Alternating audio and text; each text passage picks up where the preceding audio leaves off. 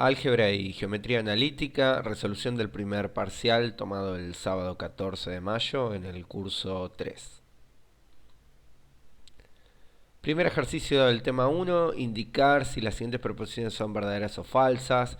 Nos brindan dos subespacios vectoriales, S1 y S2. S1 está definido mediante una ley de pertenencia, 3 por A menos B más 2C en un polinomio AX cuadrado BX más C debe dar 0 para pertenecer al subespacio vectorial S1, y S2 está generado por tres polinomios. Este es un conjunto generador de S2.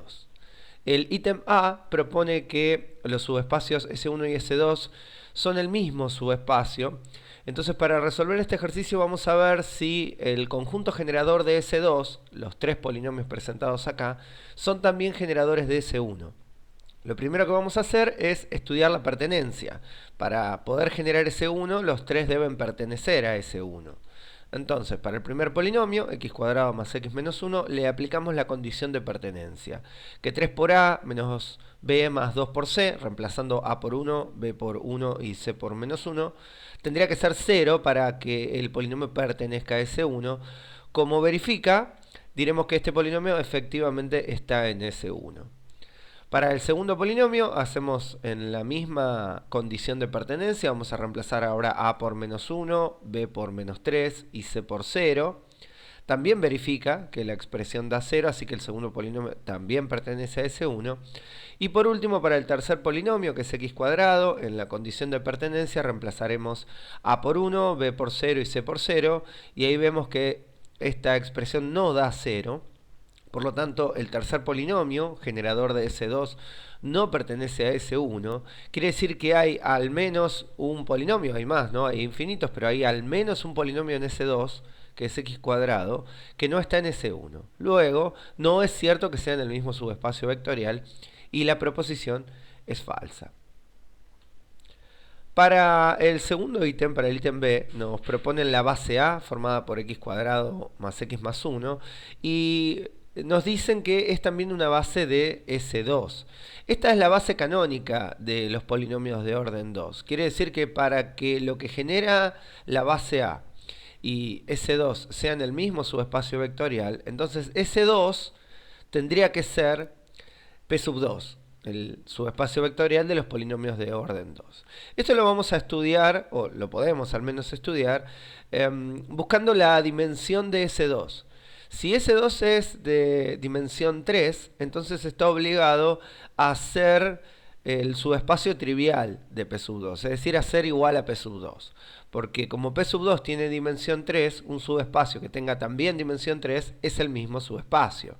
Entonces, para ver la dimensión de S2, vamos a estudiar si el conjunto generador, formado por estos tres polinomios, es linealmente independiente o linealmente dependiente.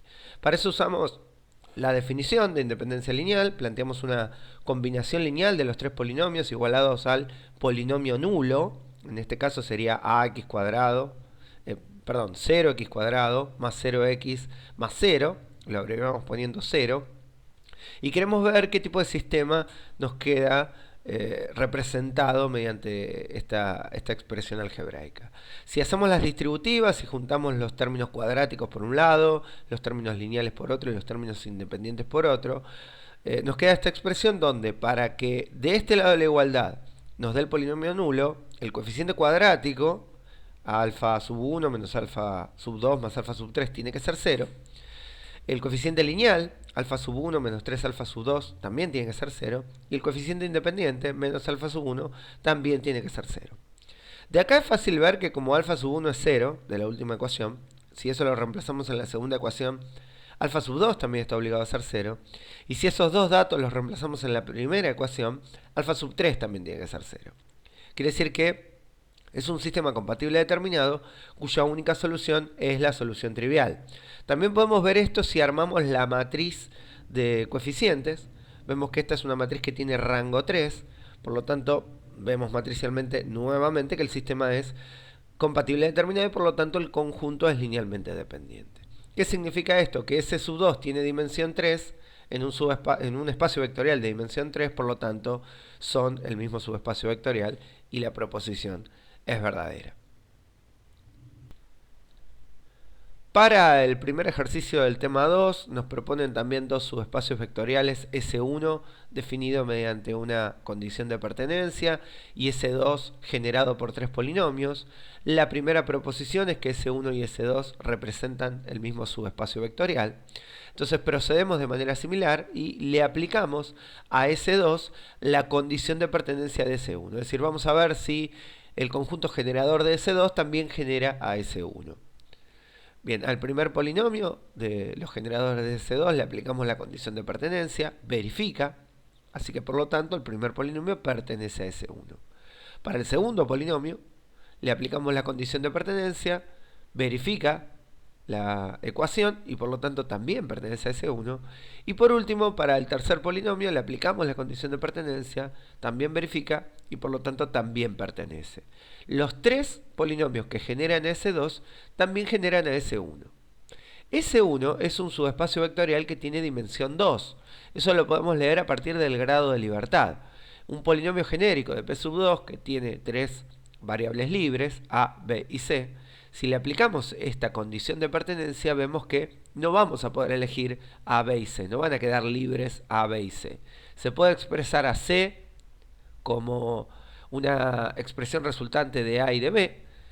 Se puede expresar a B como una condición resultante de A y de C. Y a A como una expresión de B y de C. Dicho más claro, yo podría elegir el valor de A y el valor de B, pero C ya habría que despejarlo de los valores elegidos. O podría elegir A y C y despejar B, o podría elegir B y C y despejar A. Es decir, solamente voy a poder elegir dos de estas tres variables. Solamente dos van a ser libres, la tercera va a estar condicionada, y por eso podemos afirmar que S1 tiene dimensión 2. Entonces, ¿qué necesito para tener una base de S1? Bueno, necesito dos polinomios que le pertenezcan y que sean linealmente independientes. Dado que S2 ya vimos que los tres polinomios le pertenecen a S1, necesito ver si dos de ellos son linealmente independientes. No podrían estos tres ser linealmente independientes porque como S1 tiene dimensión 2, la mayor cantidad de polinomios linealmente independientes que puedo tener de S1 es 2. Así que este conjunto está obligado a ser LD. Me resta ver si al menos dos son linealmente independientes. Y bueno, eso es sencillo de ver, pues, por ejemplo, el segundo y el tercero, x al cuadrado más 2 y x más 1 son linealmente independientes porque no son múltiplos escalares. No puedo multiplicar a x cuadrado más 2 por un escalar y obtener el de abajo. Así que necesariamente son estos dos entre sí linealmente independientes y puedo formar con estos tres polinomios un conjunto de dos polinomios linealmente independientes que pertenezcan a S1 y que por lo tanto formen una base. Es decir, la proposición es verdadera. Bien, para el ítem B nos proponen tres polinomios, acá, tres polinomios en un conjunto A y nos afirman que es una base de S1. No debo en este ejercicio al menos evaluar si A es una base o no es una base. Lo que sí vemos es que tiene tres polinomios y que si es una base de S1 tiene que tener dos polinomios. Así que en este caso la proposición es fácil ver que es falsa. Aun si los tres polinomios le pertenecen, no podrían ser linealmente independientes, así que no podrían ser base. Y si los tres son linealmente independientes, bueno, entonces no pueden ser base de S1, puesto que S1 tiene dimensión 2. Volvemos al tema 1 ahora para el ejercicio número 2. Tenemos una transformación lineal definida de P sub 2 en las matrices de 2 por 2, que su condición de transformación es este producto matricial, ¿no? Con el polinomio ax cuadrado más bx más c hay que conformar esta matriz y multiplicarlo por esta matriz que tenemos acá. En el ítem A nos pide hallar una base del núcleo de la transformación y llamarla B sub 1 y una base de la imagen de la transformación y llamarla C sub 1. Bueno, para el núcleo de f usamos la definición. Sabemos que un polinomio para pertenecer al núcleo tiene que tener por imagen en la transformación al vector nulo del espacio vectorial de llegada. En este caso, como el espacio vectorial de llegada es la matriz de 2×2, el transformado de algún polinomio que pertenezca al núcleo me tiene que dar la matriz nula de orden 2. Bueno, ¿cómo hallamos el transformado de un polinomio genérico que pertenezca al núcleo? Ax² más bx más c le estoy pidiendo que pertenezca al núcleo. Entonces, esta transformación la obtenemos a partir de esta expresión, ¿sí? Esta expresión que nos da el enunciado. Y este producto matricial, si lo resolvemos, nos da esta matriz, ¿no? 1 por A más 1 por B, 1 por B más 1 por C, menos 1 por A menos 1 por B, menos 1 por B menos 1 por C, ¿no? Nos queda esta matriz de orden 2. Para que dos matrices sean iguales, sus componentes homólogas deben serlo. Es decir, A más B tiene que ser 0, B más B tiene que ser 0, menos A menos B tiene que ser 0 y menos B menos C tiene que ser 0 también. La ecuación 1 y la ecuación 3 son idénticas, la ecuación 2 y la ecuación 4 también son equivalentes, así que me puedo quedar simplemente con las dos primeras, y de acá podemos despejar a en función de B y a C en función de B también. Vemos que hemos perdido grado de libertad para que un polinomio A, B, C pertenezca al núcleo, ¿no? En un polinomio genérico podría elegir A, B y C, pero acá, si elijo A, ya no puedo elegir B, y si ya no puedo elegir B, fíjense que C queda condicionado al valor de B también, ¿no? Si lo vemos acá, solamente puedo elegir B, ¿no? Si elijo que B acá sea un valor definido, bueno, A tendrá que ser menos ese valor y C tendrá que ser menos ese valor. También podría despejar diferente, ¿no? Podría elegir C únicamente o elegir A, pero bueno, este es un camino válido, ¿no? Expresar A en función de B y a C en función de B. Volviendo al polinomio genérico que yo le había pedido que pertenezca al núcleo, este polinomio ahora lo reescribimos con la condición de pertenencia a la que arribamos. A tiene que ser menos B, B es el valor que estamos eligiendo y C tiene que ser menos B. Es decir, este polinomio es una combinación lineal de algún escalar que yo estoy eligiendo, que es B, que en este caso yo elijo extraer escalar común, factor común menos B, para que el polinomio quede con más coeficientes positivos, pero también podríamos quedarnos con menos x² más x menos 1 porque es un múltiplo escalar. Cualquier polinomio que le pertenezca al núcleo de f tiene que ser un escalar por este polinomio, es decir, una combinación lineal de este polinomio. Decimos entonces que el núcleo está generado por este polinomio y como es uno solo, podemos afirmar que ya tengo una base, un polinomio es siempre linealmente independiente, un conjunto con un solo polinomio es siempre LI, así que acá tenemos la base B sub 1 del núcleo. Este polinomio, y cualquiera que sea un múltiplo escalar de este polinomio, tendrá su transformado, cuya imagen es la matriz nula de 2×2.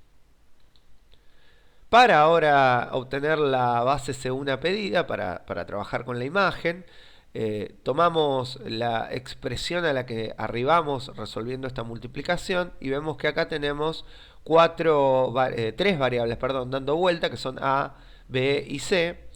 Podemos descomponer esta matriz genérica que está siempre en la imagen porque es resultado de la condición que el ejercicio nos plantea en tres matrices, ¿no? Cada una que contenga a una de las tres variables que tenemos dando vuelta, ¿no? La primera matriz sería la que contiene solamente A, nos queda A en la primera componente, no hay A acá así que va 0, menos A en la posición 2, 1 y acá no tenemos A así que va 0, bueno, B, B, menos B, menos B y por último C, 0, C, 0 y menos C para la matriz que contenga a la variable C. Si resolvemos esta suma matricial, por supuesto, volvemos hacia arriba. Quiere decir que cualquier matriz que pertenezca a la imagen se puede expresar como esta suma de tres matrices. A su vez podemos extraer escalar común en la primera matriz A, en la segunda B y en la tercera C, y vemos que cualquier matriz que pertenezca a la imagen se puede expresar como una combinación lineal de estas tres matrices. Es decir, estas tres matrices generan la imagen. Ahora, el ejercicio me pide una base, no un conjunto generador. Y este conjunto generador es fácil ver que es linealmente dependiente, porque la matriz del medio es la suma entre la primera y la segunda. ¿Sí? Así que nos vamos a quedar con la primera y la segunda matriz que son linealmente independientes entre sí. Eso también es fácil ver porque no hay forma de multiplicar por un número a la primera y obtener a la segunda. Entonces, tenemos que la imagen está generada por estas tres matrices, pero su base, o una base posible, C1, es estas dos matrices que tenemos acá. Esa es la base C sub 1 que nos pide el ejercicio. Para el ítem B del tema 1 nos pide ampliar las bases que obtuvimos recién, la base B sub 1 y la base C sub 1, a los espacios vectoriales P sub 2 para la base B sub 1 y R 2 por 2, la matriz de 2 por 2 para la base C sub 1. La base B sub 1 estaba formada por este polinomio, así que nosotros para poder ampliarla hacia una base de P sub 2 nos hacen falta dos polinomios que sean linealmente independientes entre sí y con el que conforma la base B sub 1. Es decir, necesitamos tres polinomios linealmente independientes y que el primero sea el de la base B sub 1 que obtuvimos. Entonces, teniendo en cuenta esta expresión, que es la que define a esta transformación, dos polinomios que son convenientes elegir son, primero, x cuadrado, porque es uno de los polinomios de la base canónica, va a ser sencillo obtener su transformado luego para poder obtener la matriz de la transformación. Vamos a necesitar el transformado de la base del espacio de partida, así que este es un polinomio aconsejable, que además es fácil ver que es linealmente independiente con el de arriba, porque no son múltiplos escalares entre sí, es decir, no puedo multiplicar a x al cuadrado por un escalar y que el resultado sea el polinomio de arriba. Así que es fácil ver que es linealmente independiente y es fácil ver su transformación, ¿no? Acá habría que sustituir en toda esta expresión a por 1 y todo lo demás por 0. El otro polinomio que voy a utilizar es 1, que también es un polinomio de la base canónica, que también es fácil ver que es linealmente independiente con los de arriba. Por supuesto que no es la única respuesta posible, se puede obtener infinitas bases que contengan a este polinomio, incluso podría ser diferente si el ítem anterior obtuvieran una base diferente del núcleo, pero siempre que uno pueda elegir es aconsejable tratar de trabajar con expresiones sencillas. Entonces me voy a quedar con estos tres polinomios y voy a conformar la base B. Sé que son linealmente independientes entre sí, con el concepto de los múltiplos escalares es fácil de probar. Creo que no es necesario, ¿no? Pero uno podría probar la independencia lineal de forma lineal. Acá el ejercicio no lo plantea, así que estamos justificando que son linealmente independientes 2 a 2, así que es suficiente. Bueno, ¿qué vamos a hacer ahora para la base C sub 1? Bueno, la vamos a ampliar, necesito también dos matrices en este caso, que sean linealmente independientes con las de arriba. Voy a tomar matrices de la base canónica. 1, 0, 0, 0 es linealmente independiente con la primera. No puedo multiplicar un escalar por esta matriz y que me dé la de arriba. Y con la segunda matriz C sub 1. Eso es fácil de ver. Y voy a tomar otra matriz de la base canónica, 0, 1, 0, 1. Y también es fácil ver que es linealmente independiente con la de arriba. No puedo multiplicar esto por un número que me dé esto, ni esto, ni esto. Así que ahí tenemos una base C de 4 matrices linealmente independientes que las obtuvimos ampliando la base C sub 1. Es decir, en la base C están los vectores de la base de C sub 1. Bien, ahora que ya tengo las bases de los espacios vectoriales de partida y de llegada y necesito armar la matriz de la transformación, teniendo en cuenta esta expresión que es la que define la transformación y recordando que la matriz de la transformación en las bases expresadas requiere que yo obtenga los transformados de la base del espacio de partida, que serían los transformados de la base B, de estos tres polinomios, expresados en la base del espacio vectorial de llegada, que sería la base C. Entonces, primero vamos a obtener los transformados de los tres vectores de la base B. El primer transformado es el vector nulo. No tengo mucho que resolver. Acá sabemos que formaba parte del núcleo, así que me tiene que dar necesariamente el espacio nulo. Lo podemos verificar acá arriba, ¿no? Sustituyendo A por 1, B por menos 1 y C por 1, debiera dar 0, 0, 0, si no está mal obtenida la base del espacio nulo. Ahora necesito los transformados de los otros dos vectores de la base. En este caso, el vector que yo había elegido, el polinomio que había elegido era x cuadrado. Tenemos que sustituir en esta expresión a por 1, b por 0 y c por 0. Y fíjense que convenientemente nos queda el primer vector de la base c. Y si sustituimos a por 0, b por 0 y c por 1, que sería el segundo vector de la base b, nos queda el segundo vector de la base C. Es lógico pensar o esperar que los vectores imágenes sean alguna combinación lineal de estos dos vectores porque eran los generadores de la imagen. Pero bueno, en este caso es absolutamente conveniente porque nos da directamente los vectores de la base C. Ahora que tengo estos tres vectores, 0, 0, 0, 0, estas tres matrices que son el transformado del primer vector de la base B, el transformado del segundo vector de la base B y el transformado del tercer vector de la base B, que son, repito, estas tres matrices, necesito expresarlos en base C. Bien, en este caso es bastante sencillo, la matriz nula siempre tiene coordenadas 0, 0, 0, 0. En la base C, la combinación lineal de estas cuatro matrices que me lleva a la matriz nula es que los cuatro coeficientes que multiplican sean 0. El segundo transformado en la base C, como es el primer vector, como es la primera matriz de la base, es 1 por la primera matriz, 0 a la segunda, 0 a la tercera y 0 a la cuarta, quiere decir que nos queda 1, 0, 0, 0.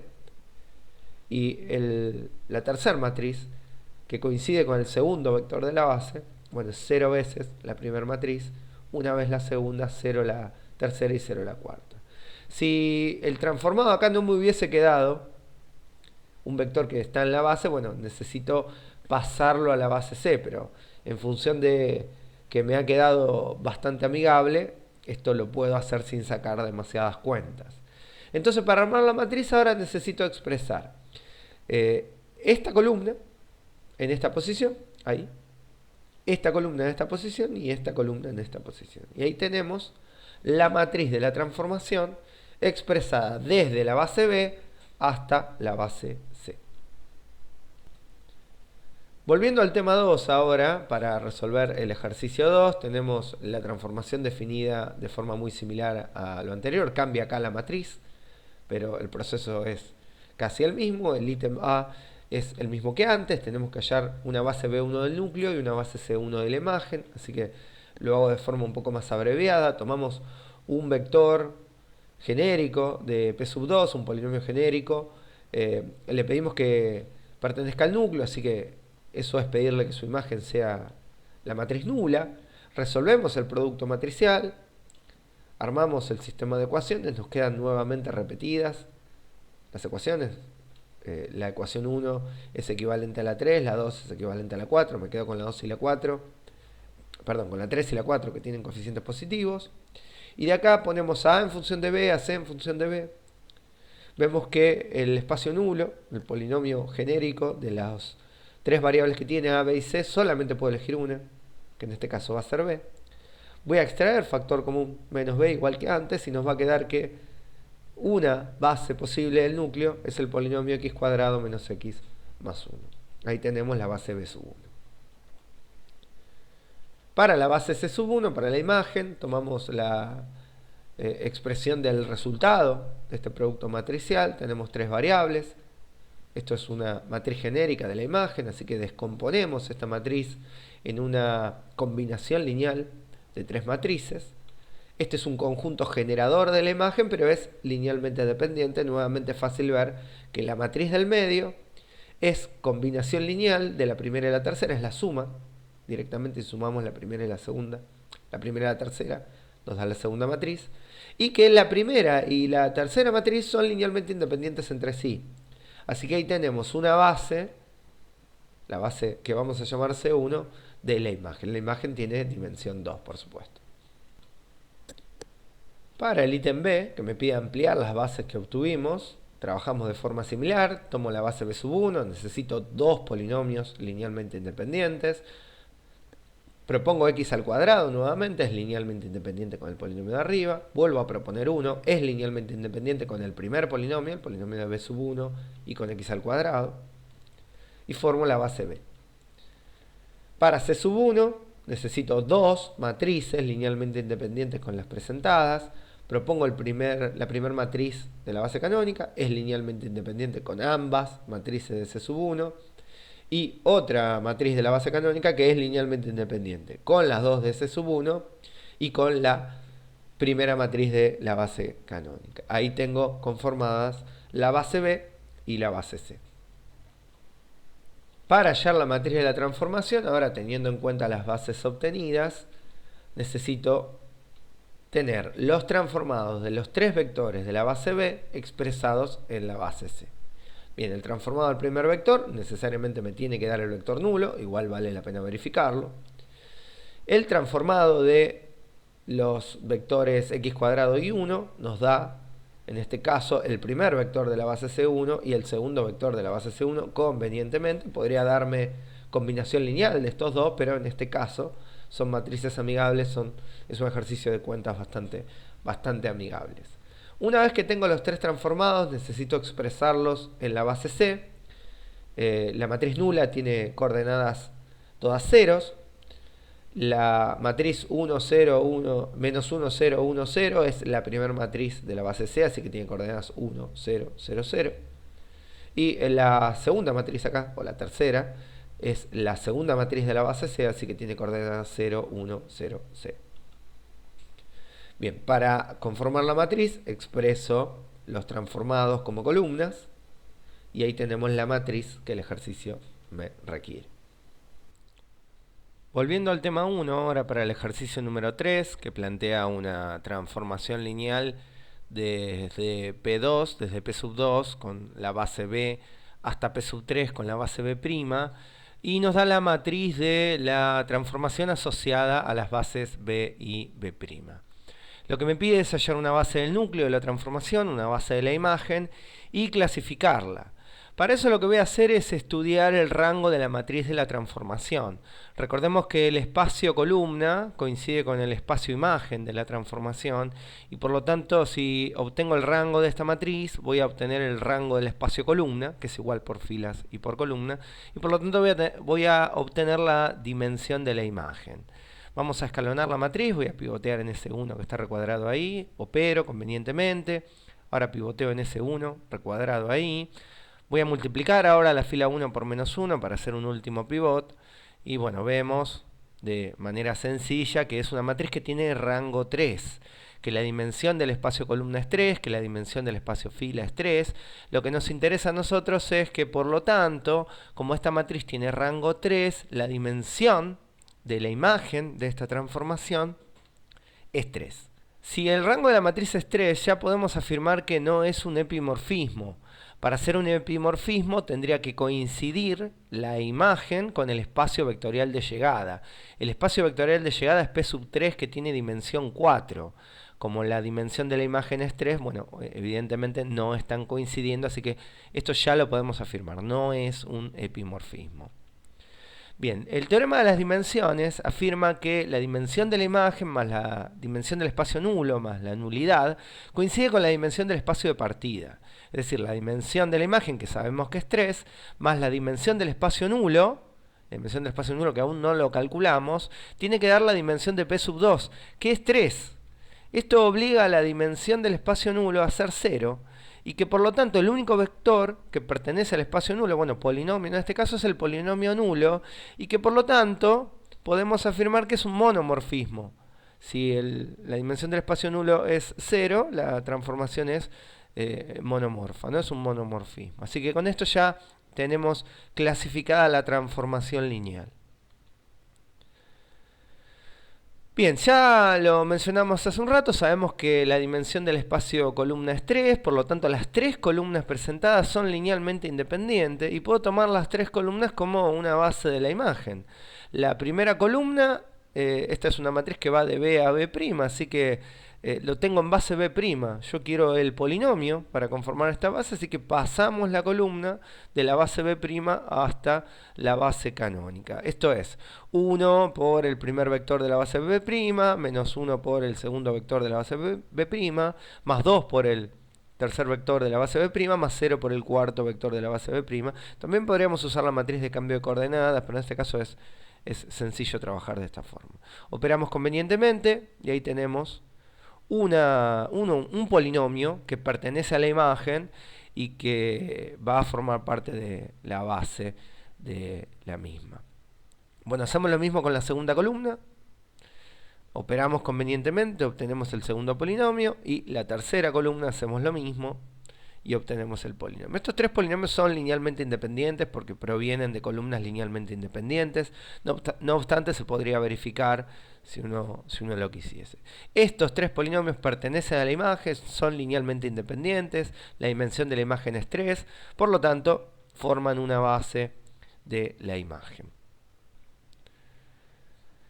Bien, el ítem B del mismo ejercicio nos pide hallar la imagen del polinomio x cuadrado menos 2x. Tenemos la matriz de la transformación, pero la matriz funciona de forma tal que debemos darle el polinomio en la base b y nos va a devolver el polinomio en la base b'. Quiere decir que para poder trabajar con esta matriz, primero debemos pasar el polinomio p a la base b. El polinomio p tendrá 3 coordenadas en la base b, puesto que la base tiene 3 polinomios. Esto nuevamente lo podemos hacer a partir de la definición de coordenadas de un vector respecto a una base dada, o podríamos también trabajar con la matriz de cambio de coordenadas. En este caso sabemos que para que a, b y c sean las coordenadas del polinomio p respecto a la base b, tendrá que ser a por el primer polinomio más b por el segundo polinomio más c por el tercer polinomio. Si operamos algebraicamente este lado de la ecuación y juntamos los coeficientes cuadráticos, los coeficientes lineales y los coeficientes independientes, para que estos dos polinomios sean iguales deben coincidir sus coeficientes homólogos. Acá el coeficiente cuadrático es 1, así que a tendrá que ser 1, el coeficiente lineal es menos 2, así que menos a más b tendrá que ser menos 2, y el coeficiente independiente es 0, así que a menos b más c tendrá que ser 0. Si trabajamos algebraicamente acá, ya podemos sustituir 1 en la ecuación 2 y 3. De ahí podemos despejar b, de la ecuación número 2, y sustituyendo la ecuación número 3 podemos despejar c. Esos tres valores me permiten expresar el polinomio p en la base b. Yendo hacia lo que tenemos planteado acá arriba, le voy a dar a la matriz el polinomio p en la base b, voy a resolver este producto matricial. Resulta 5, 0, 1, menos 2, pero estas son las coordenadas de la imagen respecto a la base b'. Así que ahora lo que quiero hacer es pasar estas coordenadas a la base canónica para poder contestar cuál es el polinomio imagen. Es 5 veces el primer vector acá de la base b', más 0 veces el segundo vector, más una vez el tercer vector, menos 2 veces el tercer vector. Resolvemos algebraicamente y ahí tenemos el transformado del polinomio x cuadrado menos 2x respecto a la transformación dada.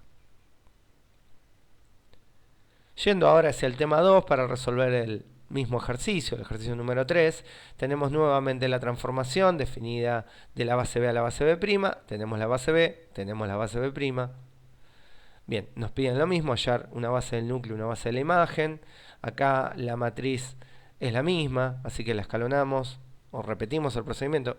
Insisto, en la misma matriz, lo que cambia respecto al tema 1 son las bases b y b'. Así que la dimensión de la imagen sigue siendo 3 porque el rango de la matriz sigue siendo 3, así que no es un epimorfismo. El teorema de las dimensiones se repite, tenemos nuevamente que la dimensión del núcleo es 0, así que el núcleo está generado por el vector nulo, esto cuando me pida una base, ¿no? Podemos afirmar que es un monomorfismo, clasificamos ya la transformación.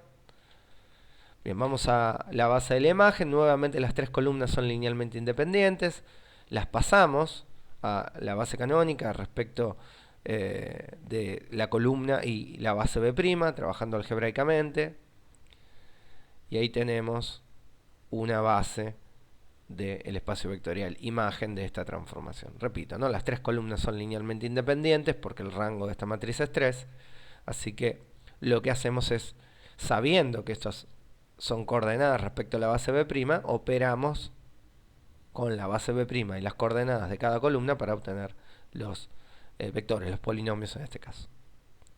Bueno, el siguiente ejercicio me pide hallar la imagen del polinomio x cuadrado menos 2x. Para poder usar esta matriz nuevamente tenemos que pasar el polinomio a la base b.